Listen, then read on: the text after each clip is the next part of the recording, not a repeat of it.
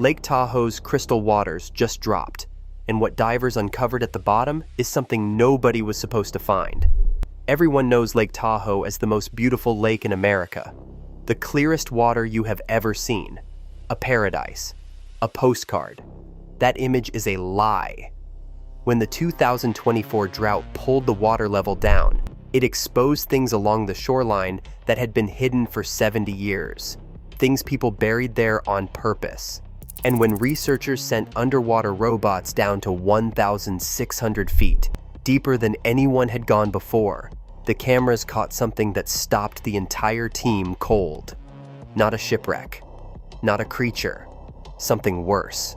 Something that powerful people spent decades making sure you would never, ever see. The footage exists. The evidence is real. And authorities are still refusing to release all of it to the public. So the question is, what exactly is sitting at the bottom of the clearest lake in America? And why does someone not want you to know? To understand what those underwater cameras found in the dark, you first have to understand what Lake Tahoe actually is. Not what the tourism brochures say it is, what it actually is. Lake Tahoe sits at 6,225 feet of elevation, straddling the border between California and Nevada. It is the largest alpine lake in North America, the second deepest lake in the United States. Only Oregon's Crater Lake goes deeper. The basin was carved by geological faulting millions of years ago, creating a nearly vertical walled trench that plunges 1,645 feet straight down into the earth. Cold enough to kill a swimmer in under 20 minutes. Clear enough that from the surface, on a calm day, you can see 70 feet down into water that has never warmed above 42 degrees. That clarity is the thing everyone comes for. It is what fills the hotels every summer. It is what fills the Instagram feeds and the postcards and the real estate listings. And here is the part nobody explains. The water is that clear because almost nothing lives in it. The granite basin contributes almost no nutrients. The cold shuts down biological activity. Lake Tahoe's waters are nearly sterile. And that sterility is what makes the lake famous. It is what draws millions of visitors to its shores every single year. It is also what makes it the perfect place to hide something. Because here is the thing nobody puts in the brochures.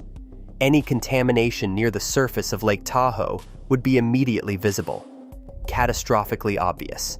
The water is too clear to hide anything shallow. But shallow is not the issue. Drop something past 1,500 feet in Lake Tahoe, and you are not dropping it into water anymore. You are dropping it into something closer to a sealed vault the size of a small city, locked from the outside with no key and no way back in. The cold down there halts decay almost completely. The pressure holds gases in solution so they cannot rise and give anything away. The total darkness prevents the light-driven chemistry that might slowly break materials down over time. Whatever sinks past that threshold enters a kind of suspended animation. It does not decompose. It does not dissolve. It does not drift back up to the surface where someone might find it. It simply stays, sitting exactly where it landed, for decades, for lifetimes, for 70 years and counting. That is what Lake Tahoe really is, beneath the surface of every photograph you have ever seen of it. Not a wilderness, not a paradise, a vault. And for 70 years, something had been locked inside it. Something that was never supposed to come back up. Before World War II, Lake Tahoe was almost impossible to reach. The roads through the Sierra Nevada were treacherous, often impassable in winter, and punishing even in summer. A few lodges served wealthy tourists willing to make the trip, but the lake stayed largely wild, largely untouched, largely forgotten by everyone who did not already know it was there. The war changed that. Military training facilities were built throughout the region. Roads were upgraded to move troops and supplies. Soldiers stationed in the area discovered the lake and remembered it. And when those soldiers came home after the war ended, with money in their pockets and cars in their driveways and nowhere particular to be, they came back. They brought their families. They brought their friends. And the word spread fast. The lake became impossible to ignore. The construction boom hit in the late 1940s and accelerated hard through the 1950s. Casinos opened on the Nevada side, where gambling was legal and money moved fast. Resorts went up. Hotels multiplied. Summer cabins became year-round homes. The population around the lake exploded almost overnight, faster than any government office could track and faster than anyone was seriously thinking about consequences. And that is where the problem started. The boom generated waste, enormous amounts of it.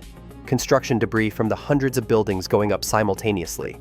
Sewage from a population that had doubled and tripled in years, not decades. Industrial chemicals from the businesses servicing the casinos. Old equipment, old vehicles, old everything that needed to disappear somewhere, but had nowhere legal or affordable to go. In the 1950s, environmental regulations barely existed. The idea of hazardous waste disposal was in its infancy. There were no meaningful fines for dumping chemicals in a lake, and Lake Tahoe was right there. Vast, deep, seemingly bottomless. Why pay to truck waste over a mountain range when you could back a truck up to the water at 2 in the morning and let the lake take care of it? The practice became routine. Construction crews dumped debris directly into the water. Businesses disposed of chemicals that would eventually be classified as seriously toxic. Old cars were pushed off cliffs with their fuel tanks still full. The lake swallowed all of it. No complaints, no questions, no record of it anywhere except at the bottom. When the environmental movement arrived in the 1960s and 1970s, the visible dumping stopped. Regulations passed. Monitoring began. But nobody went to the bottom. The technology barely existed. The cost was too high. And honestly, nobody wanted to know what was down there. The lake looked clean. The surface stayed clear. For 70 years, that was enough. Then came the drought. The 2024 drought did not arrive without warning. Years of below-average snowfall in the Sierra Nevada had been quietly draining the lake for seasons. The streams that fed Lake Tahoe slowed to trickles. Evaporation kept pulling water from the surface, while almost nothing came in to replace it. And slowly, inch by inch, the water line dropped. 9 feet does not sound like much for a lake that plunges 1,645 feet straight down. But the drop did not happen in the middle of the lake. It happened at the edges. And as the shoreline retreated, it pulled back the curtain on stretches of lake bottom that had not seen daylight in decades. The first reports came from hikers.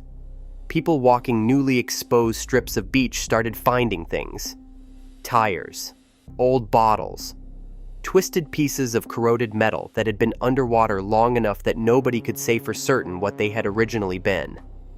Easy to dismiss. Litter turns up on every shoreline. Nobody called it a crisis yet. Then the divers showed up.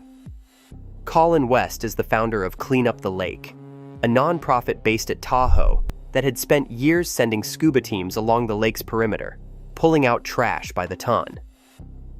By summer 2024, operating in shallows that had been inaccessible for generations, they stopped finding trash. They started finding cars, dozens of them. Cars from the 1940s, the 1950s, the 1960s.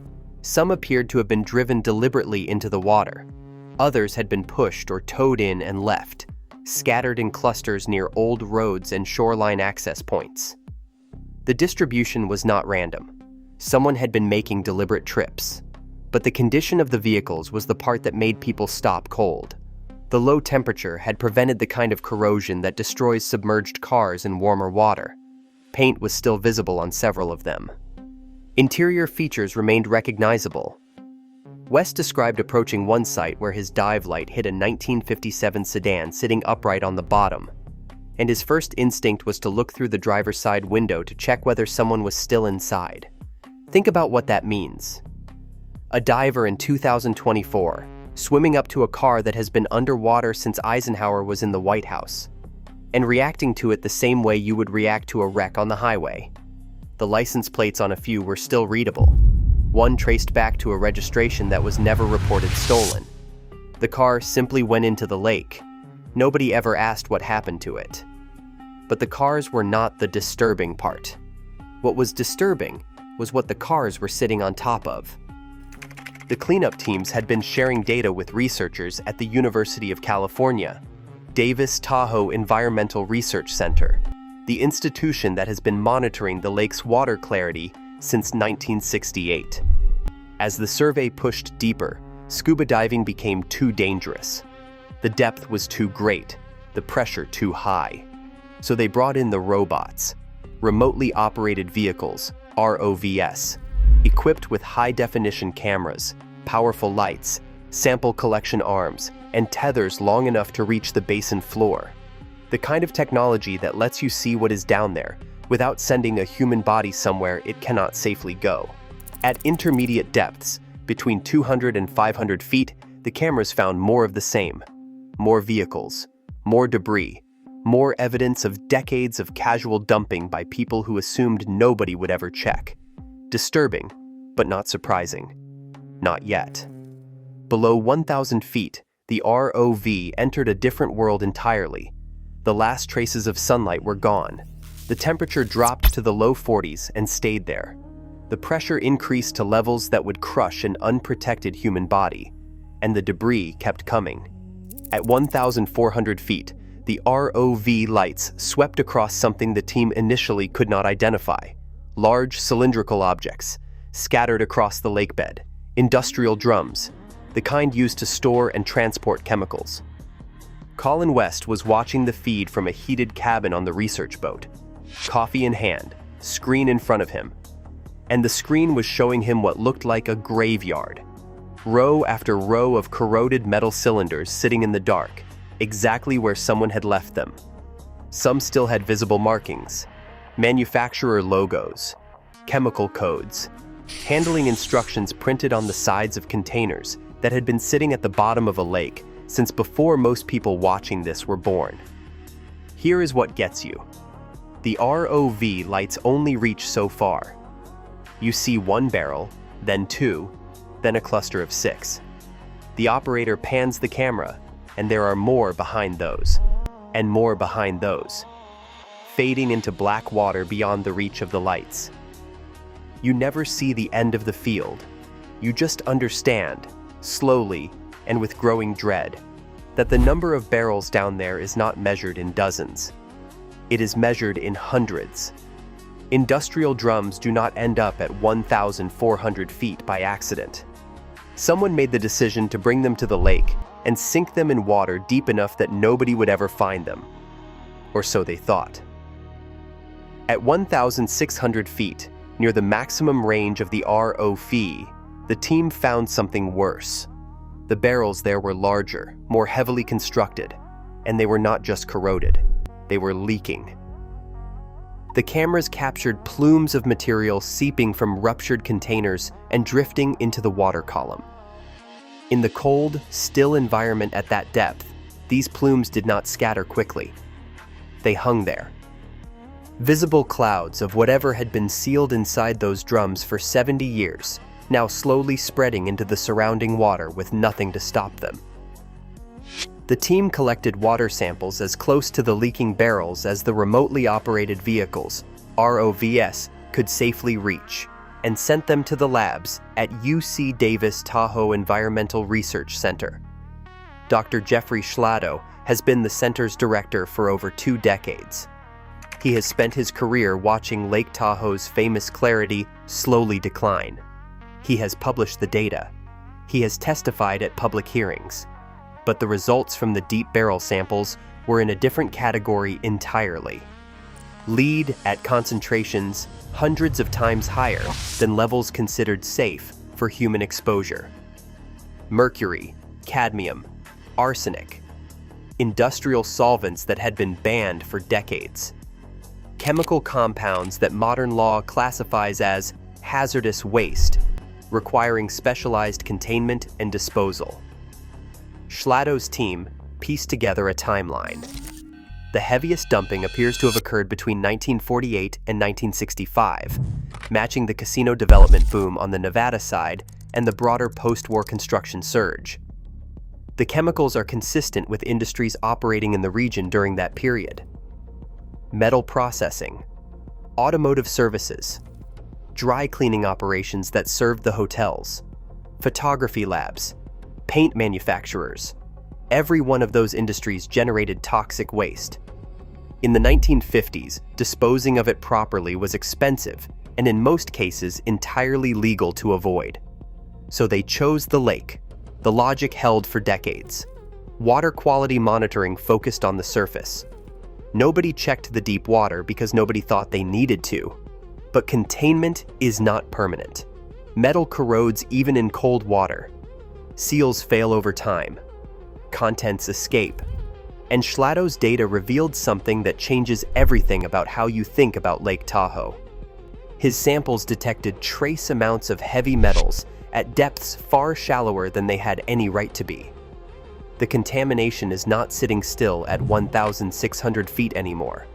It has been migrating upward, slowly, quietly, for years, moving toward the layers of water where people swim, where people fish, where people fill water bottles and cook with what comes out of the tap.